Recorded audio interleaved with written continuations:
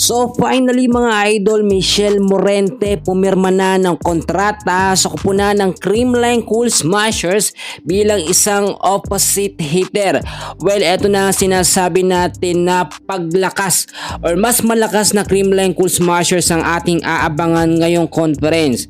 Bago natin ito pagpatuloy, please palike naman ang ating video for more updates. Maraming salamat po. Mga kaibigan, marami ang nagulat dahil nga po sa pagsisimula ng PBL Reinforced Conference ay humabol pa ang Creamline Cool Smashers. Bukod kasi sa pagpabalik ng kanilang dalawang star player na hindi nakapaglaro last conference, si Tots at si BBL. Tapos meron pa silang import na si Courtney. Ngayon, si Michelle Morente ay officially nasa kupunan na ng Creamline Cool Smashers. Alam naman natin kung paano maglaro mga kaibigan etong si Michelle Morente, at talagang masasabi natin ng pang CCS talaga ang kanyang laruan. Marami nagsasabi nung mga huling update ay nakita nilang kasama si Michelle Morente ng CCS team.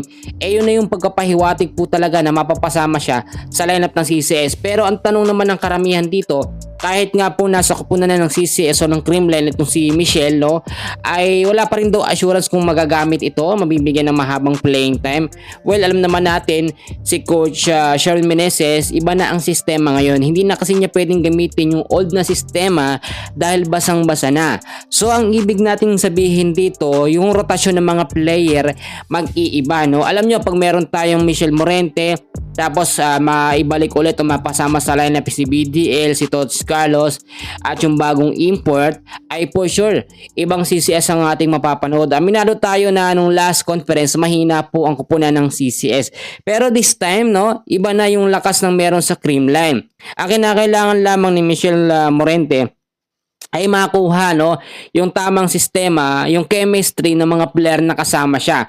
Kasi kahit sabihin natin na magaling na player itong si Michelle, kung wala siyang chemistry sa mga player ng CCS, mahihirapan siyang makipagsabayan. Lalo na sa mga bitaw na set po ni Kyle Negrito, yung mga tinginan, yung mga pakiramdaman. At syempre dapat hindi sila mag-aagawa ni Gemma Galanza, ni Alyssa Valdez na mga palo. Alam nyo, kapag meron tayong Michelle Morente, mag-iiba talaga ang CCS. Mas malakas na sila ngayon kung ikukumpara natin last conference. Dahil nga po si Gia Morado de Guzman ay wala pang assurance na makakasama talaga dahil nilinaw nga po ni Alyssa Valdez na hindi siya kasama ngayong conference, and for sure may mga pagbabago pa naman na pwedeng mangyari. Kung sakaling hindi siya makasama ngayong conference, sa susunod na conference ay sureball na makakasama eto nga pong si Gia Morado de Guzman. Yan muna ang pinaka-latest natin sa Creamline Cool Smashers. Maraming salamat po.